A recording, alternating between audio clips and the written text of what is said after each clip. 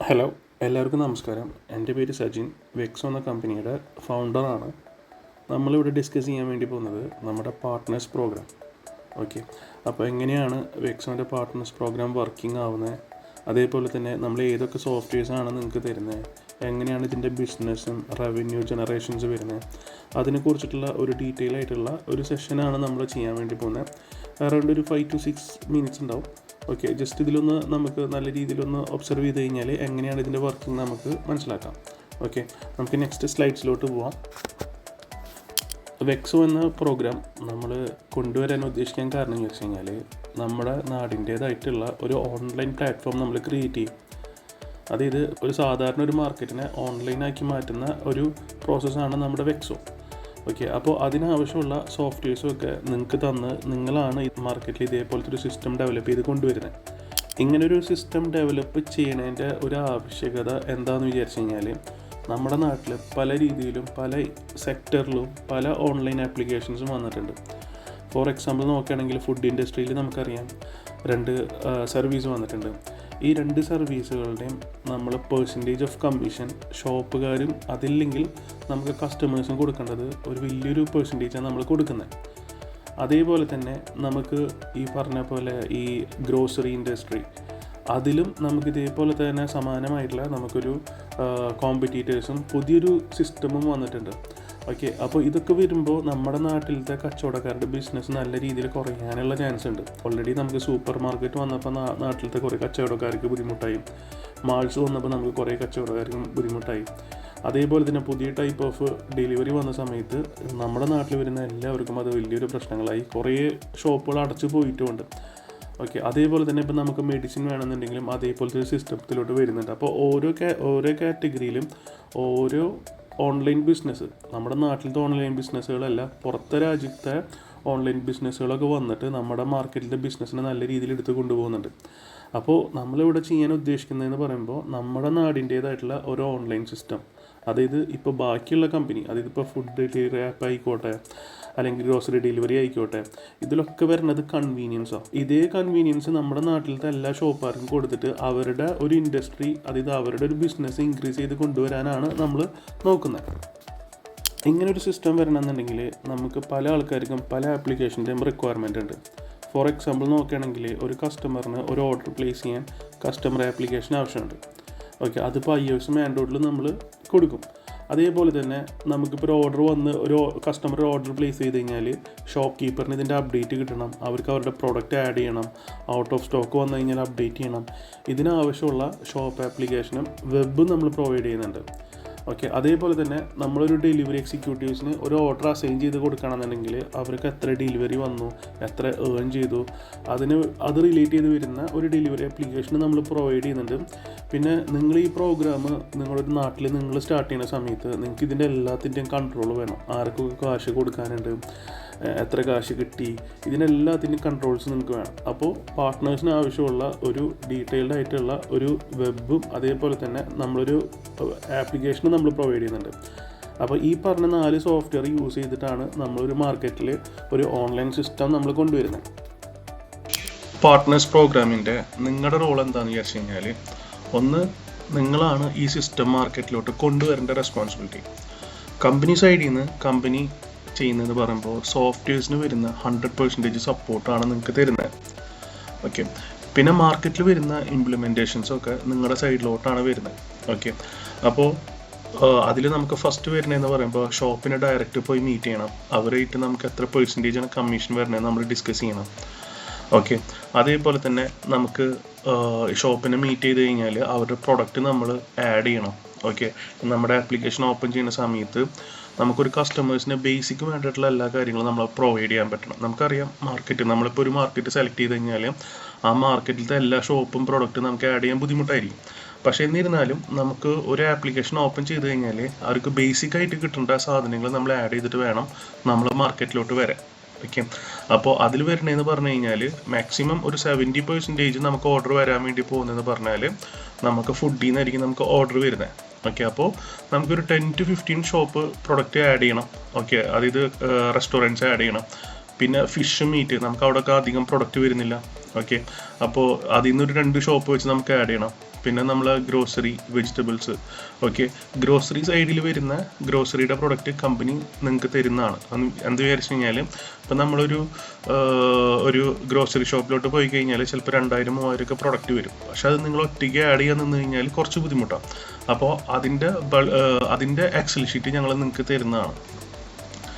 പിന്നെ നമുക്ക് നിങ്ങളുടെ മാർക്കറ്റിൽ ഇത് വരുന്ന സമയത്ത് ചെറിയ രീതിയിലൊക്കെ നിങ്ങൾ അഡ്വർടൈസ്മെൻറ്റ്സ് കൊടുക്കണം. ഓക്കെ, വലിയ രീതിയിലല്ല. നമുക്ക് അഡ്വർടൈസ്മെൻറ്റ്സ് കൂടുതൽ കൊടുത്തു കഴിഞ്ഞാലും നമുക്ക് അതിനനുസരിച്ചിട്ടുള്ള ബാക്കപ്പ് നമ്മൾ കരുതേണ്ടി വരും. പക്ഷേ നമ്മൾ ഒരു സമയത്ത് നമ്മൾ അഡ്വർടൈസ്മെൻറ്റ് നിർത്തി കഴിഞ്ഞ് കഴിഞ്ഞാലും നമുക്ക് അത്രയും ഓർഡേഴ്സ് വരണമെന്നില്ല. അപ്പം നമ്മൾ കൂടുതലും കോൺഷ്യസ് ചെയ്യേണ്ടതെന്ന് പറഞ്ഞു കഴിഞ്ഞാൽ ക്വാളിറ്റിയിലാണ്. ഓക്കെ, അപ്പോൾ നമുക്ക് ഇന്ന് നമുക്ക് 2 ഡെലിവറീസൊക്കെ കിട്ടിയിട്ടുണ്ടെന്നുണ്ടെങ്കിലും ആ ഡെലിവറീസ് നല്ല രീതിയിൽ ചെയ്യാം. ഓക്കെ, അത് നമുക്ക് ഒരു 1 വീക്ക് കഴിഞ്ഞ് കഴിഞ്ഞാൽ നമുക്ക് 2 ഡെലിവറീസ് എന്നുള്ളത് ഒരു 4 ഡെലിവറീസ് ആയിട്ട് ഹൈക്ക് ചെയ്ത് കൊണ്ടുവരാം.